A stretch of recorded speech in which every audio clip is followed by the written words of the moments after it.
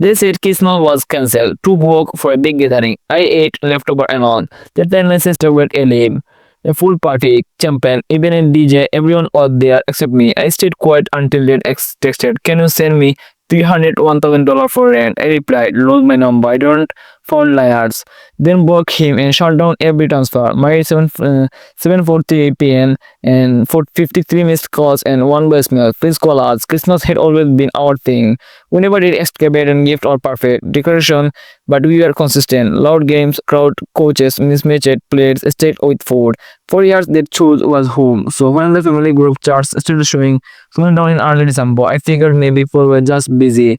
But then my sister messaged saying Christmas was off this year. Too many bills, not enough money to go around. That's cosign. Then mom added a few crying emojis and that was it. No one pushed back, not even me. I still held out hope. Maybe they would change their minds. Maybe they'd do something small. But by the time Christmas Eve rolled around, I knew it wasn't happening. I didn't bother putting up a tree. Just microwave some leftovers and tried not to look at the clock. I wasn't mad, not yet, just disappointed. Then around 11:30 that night, my phone pings. Mr. was live on social media. I clicked out boredom. Accepting maybe a fully funny filled up hard sets and paced dressed up. What I saw made my stomach drop. Lights, music, a full crowd, people laughing, hugging, drinking, champagne popping, a DJ announcing song requests like it was a wedding reception. Every face I recognized, cousins, aunties, uncles, even some family friends I had not seen since 2018, all of them packed into what I looked like my parents' backward. Everyone was there except me. I did not comment, didn't message anyone. Just watched in silence, trying to wrap my head around it. They would lie, not just about cancelling, but about struggling. If they were to work together, how did they afford catering? How did they book a DJ? The morning a bill is clear. That's when my dad started asking me to send $100 for the house bill, something I'd been quietly helping with since and started making better money this year. Just at the moment something snapped. My family saw it for what it was and I responded. If you're following this, hit the subscribe button, let's hit 1K together. The story is just getting started. After I replied to my dad text, I did not wait for a response. I did not need one. We went straight into a app tied to my money. The rent transfer had been covering quietly for almost a year. The grocery boost I sent my mom on the 15th of every month. Even the streaming service I let them use. One by one I shut it all down. I did not say a word, just cut the line. It had not broken one yet. I wanted to see what would happen when the summons hit. By 7:43 on, I hit 53 missed calls, head dead. Mom, my sister, then cousins, even someone from my uncle's house. The voicemails started piling up. I didn't listen to them right away. I already knew that when they would say. I said they are eating a real breakfast, bacon, eggs, sharp butter, toast. Not because I was hungry, but because I finally had an appetite again. Cool leftovers on Christmas night will do that into you. Mid morning, my cousin Marcus messaged me. He said he did not realize I wasn't there. Thought I was coming late like usual. Claimed no one said anything. I did not respond. I wasn't going to play a detective in a mystery I didn't ask to be a part of. He did not know. Fine. If he did and stayed quiet, Matt told me enough. I don't know. My sister pushed a throwback of us. Same old caption style. Somehow baked quiet about how family is forever and storm did not break blood. Comments rolled in. People tracking me saying the miss claiming me this year. I did not comment. I don't like it. I just watched it later that afternoon. I got a PayPal request, $3,100. Level Johnny Ryan. No message, just a number. So I sent back one cent with a note. Find another wallet. Then I finally blocked everyone. After I broke their numbers and shut down every money stream, my phone stayed quiet. No calls, no text. The group chat had not moved since Christmas Eve. We're still in it. Not removed, not message, just ignored. The silence felt surgical, but people who rely on you don't stay quiet for long. The first week came through email. My aunt, the same one I saw dancing behind my sister in the live stream, sent a message to an old Gmail I used for freelance gigs. The subject said, "Hope you are well," but the body was classic family spin, something about how misunderstanding should not tear people apart. It ended with a half-hearted email to come by sometimes. No mention of Christmas, no apology, just a blanket statement to keep me emotionally bouquet. I archived it without responding. Later, someone had not recommended to Benu me $1 with a message. Please talk to us. The profile photo was blank, but the email linked to it looked familiar. One of my sister's backups. She was trying to find a way around the blogs. I reported the account and moved on. The came the real kicker. Someone had called my company's mainland asking for HR.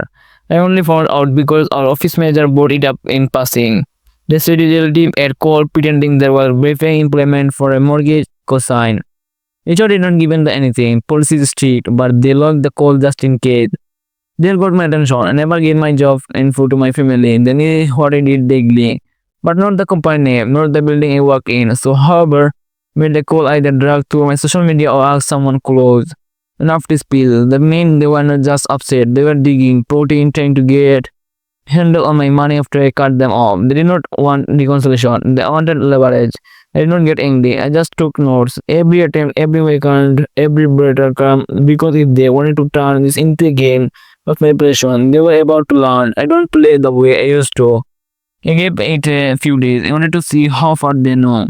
No message, no new mails start. Just a weird estimate like they were being or waiting for me to break. Then, out of nowhere, my cousin Brenda showed up, not at my door. She's not at the old, but in my building's lobby. She must have remembered where I moved from a cookout years ago. She told the front door that she was there to drop off documents and somehow got them to bug me. Yesterday at the intern com star, I had not spoken to her in months.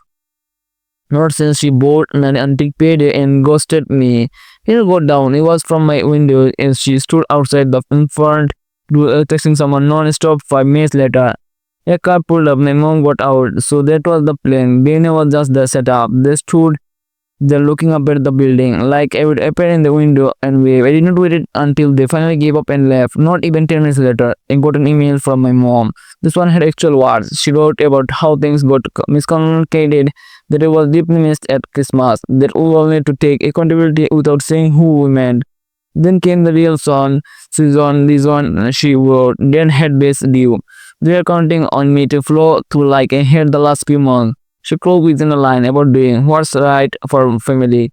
This is the moment it was cricket. They did not come to apologize. They came to reel me back in. All the guilt and the big apologize. The explanatory drop ends. None of it was about me fixing what they work it. It was about making sure the money kept flowing. So I responded one last time, short, clear. I told her to stop showing up at my building, that all financial support and ended permanently. And that if anyone called me job or showed up again, I would take legal steps. I will hit send, then work the email, flew done. That night, a different cousin DM'd me from a burner account, calling me selfish, dramatic, ungrateful. Said he was letting money to make me cold. Funny coming from the same people who celebrated Christmas under string lives with their DJ who are asset home alone with reheated food. They wanted me to find a life and not even welcome in. After that final email and blocking every report they had to reach me, things got quiet. No more banner accounts, no more surprise friends. It was like they finally got the message, or maybe they were just groping again. But this time I did not care. I was not waiting for the next move. For the first time in years, I had real peace. Silence let me see things clearly. I was not angry anymore. I was tired of performing the role they expected. The reliable one, the provider, the fixer, tired of being guilt into founding a family that did not even below me enough to include me at a holiday dinner. They had not forgotten me. They chosen to lie and also started giving the truth surface fast. Instead, I'm fooling people, cousins, extended family, even mutual friend who played neutral. If you knew that they what they did and said nothing, I did not want you around. No fanfare, just a quiet removal. My circle got smaller, but my head space got cleaner. A few weeks later, a cousin texted me from a new number, said dad was in a hospital. Still good, no details, just that they were worried, sick, and maybe this was a time for living. I did not respond. I'm not heartless. I hope it's okay. But don't get to use crisis as a key to unlock a door. The exclaimant shout in my face. Every year, every sacrifice, every quiet little transfer I made where they laughed behind my back. That was what put me here, not bitterness, boundaries, and I'm keeping them. The money I used to send out every month, it goes to saving now. I booked a slow trip, fast vacation. I would be happy BRs, a pretty beach, towns with no family nearby. I will eat what I want, sleep when I want, celebrate how I want. No fake toast, no live stream, just me. To anyone who's been where I would been, trust your God. If they won't only call her, then you something, it's not love. It's liberating. When you finally cut the code, don't tell them get it back in. You pace to yourself, no explanation to people who never showed up.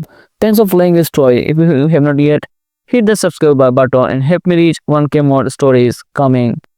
And trust me, they are just as real.